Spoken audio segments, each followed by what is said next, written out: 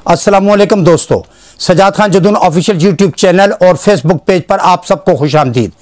रूस यूक्रेन ताज़ा सूरत हाल ने जहां दुनिया को शशोपंज में मुब्तला कर रखा है, वहीं मशरक़ व मगरब के दरमियान अज़ली फासलों को भी गहरा कर दिया है।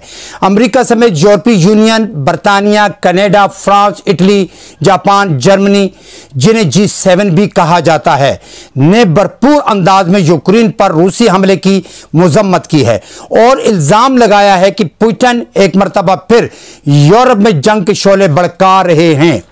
चीन का कहना है रूस ने यूक्रेन पर हमला नहीं किया बल्कि अपनी सिक्योरिटी को यकीनी बनाया है।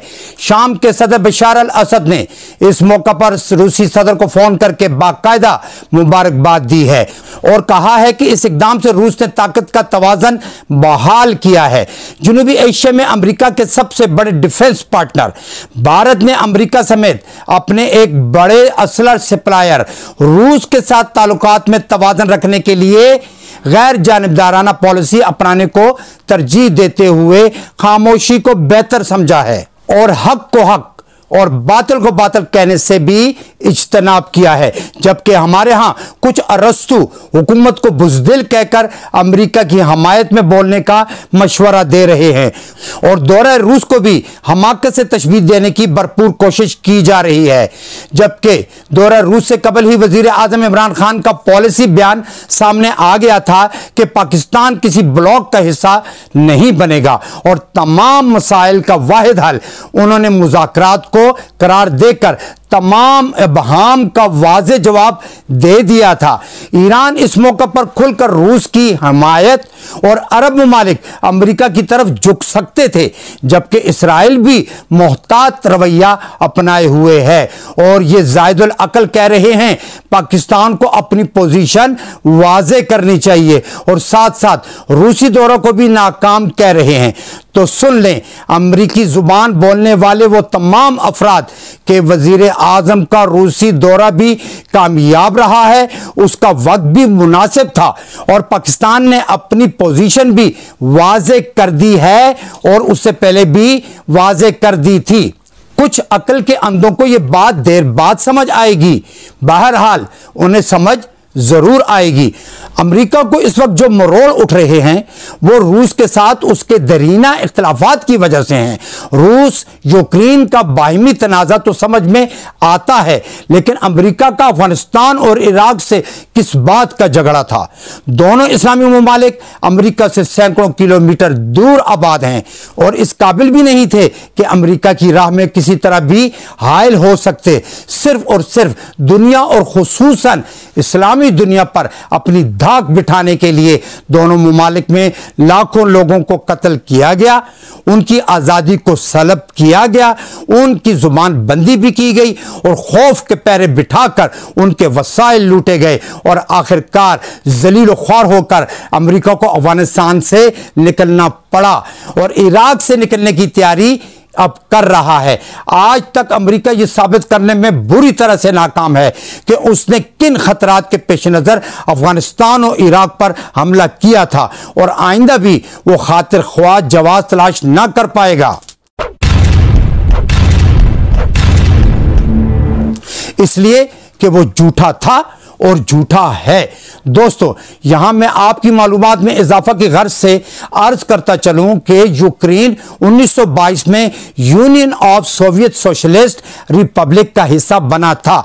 1954 में जब क्रीमिया USSR में शामिल हुआ तो उसे यूक्रेन की ज़ैली रियासत बना दिया गया।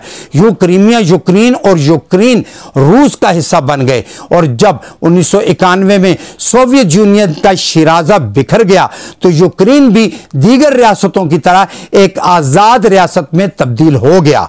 इस तरह से अब क्रीमिया आजाद यूक्रेनी रियासत का हिस्सा था।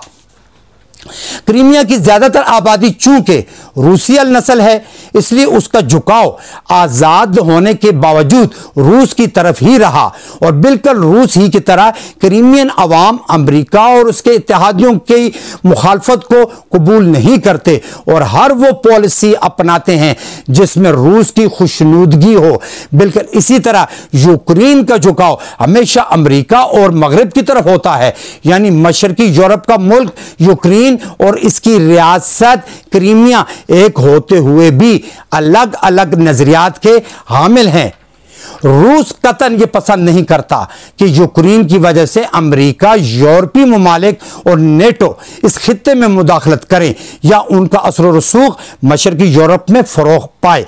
इसी तरह अमेरिका और उसके इत्तेहादी भी क्रीमिया के रूस पसंद रवैये को तनकीदी नजर से देखते हैं, जिसकी वजह से रूस अमेरिकी अहदाफ के रास्ते में रुकावट बन जाता है। रूस ने बारहा अमेरिका और उसके इत्तेहादियों को मुतनब्बे किया है कि क्रीमिया तारीखी तौर पर हमेशा से रूस का अटूट अंग रहा है और इस मसले को लेकर जो भी यूक्रेन के रास्ते रूस के अहदाफ और मामलात में मुदाखलत करेगा उसे भरपूर जवाब दिया जाएगा। दोस्तों, इसके साथ साथ आपको इस नुक्ता से भी आगाह करता चलूं कि जदीद दुनिया में रियासतें हमेशा अपने सियासी वजूद को कायम रखने के लिए वोट का सहारा लेती हैं। जैसा कि मैंने अर्ज किया कि क्रीमिया यूक्रेन का हिस्सा होने के बावजूद नजरियाती अवामिल के जेर असर रूस का ही मातहत रहा, जिसके नतीजा में 16 मार्च 2014 को क्रीमिया में एक रेफरेंडम का इनेकाद किया गया, जिसमें अवाम से 2 सवाल पूछे गए। पहला, अवाम क्रीमिया के रूस के साथ इल्हाक के हामी हैं? दूसरा यह कि 1992 के दस्तूर में बयान करदा क्रीमिया के स्टेटस के हामी हैं, जिसके तहत क्रीमिया यूक्रेन का हिस्सा बना था। रेफरेंडम का वोटर टर्न आउट 80% से कुछ ज्यादा था, जबकि 95.5% अफराद ने क्रीमिया के रूस के साथ अलहाक के हक में वोट डाले। दोस्तों, दुनिया में जहां भी रेफरेंडम होते हैं उनमें काफी हद तक झूठ का उनसर शामिल रहता है, जिसकी वजह से उनको मुतनाज़े समझा जाता है। लेकिन बात फैक्ट ऐसे होते हैं जिनसे इनकार नामुमकिन होता है। मज़कूरा रेफरेंडम में भी परसेंटेज का हेरफेर किसी हद तक किया गया होगा, लेकिन उनकी सच्चाई की सबसे बड़ी दलील क्रीमिया के अवाम का वो जोश और खरोश था जो उस मौका पर दिखाई दिया, जिससे क्रीमिया के रूस के साथ इल्हाक के रेफरेंडम के नताइज को यकीनी समझा जाता है। बैनुल-अक़वामी ताल्लुकात की थोड़ी सी समझबूझ रखने वाला भी ये जानता है कि क्रीमिया के अवाम तारीखी और नजरियाती तौर पर रूसी अवाम के करीब तर है। इस रेफरेंडम का टर्न आउट और नतीजा जानकर अमेरिका बहादुर, यूरोपीय यूनियन रूस पर बहुत खफा हुए, लेकिन उन्हें वो मुजालिम नजर नहीं आते जिनमें कश्मीर, फलस्तीन, इराक, अफगानिस्तान, लीबिया, मिस्र और दीगर अफ्रीकी और एशियाई ममालिक शामिल हैं। खुसूसन मुसलमानों के जानो मालो, इज्जत व आबरू और आज़ादी पर हमलों से अमेरिका, मगरबी दुनिया और अक़वाम मुत्तहिदा के कानों पर जूं तक नहीं रेंगती। लेकिन उनके जेर असर आलमी मीडिया ने यूक्रेन के मामले को इस कदर बढ़ा चढ़ाकर इसलिए पेश किया है ताकि दुनिया की हमदर्दियां यूक्रेन के साथ हो जाएं और नफरतें रूस के हिस्से में आएं।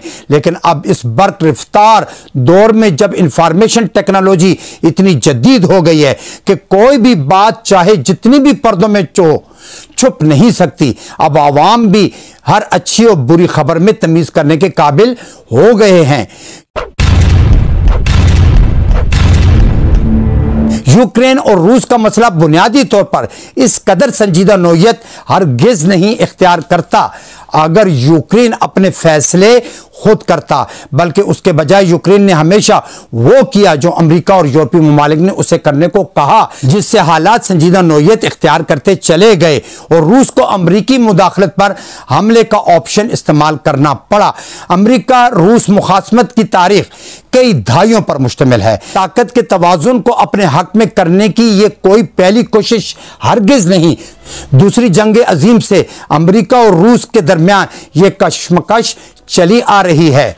मशरकी यूरोप पर रूस ने हमेशा अपना तसल्लुत कायम रखा है, लेकिन अमेरिका बहादुर अब भी समझता है कि हालात उसके लिए उतने ही साजगार हैं जितने 70 और 80 की दहाई में हुआ करते थे। बहैसियत सुपर ताकत अमेरिका ने कमजोर ममालिक के साथ हमेशा मुंह काला किया है।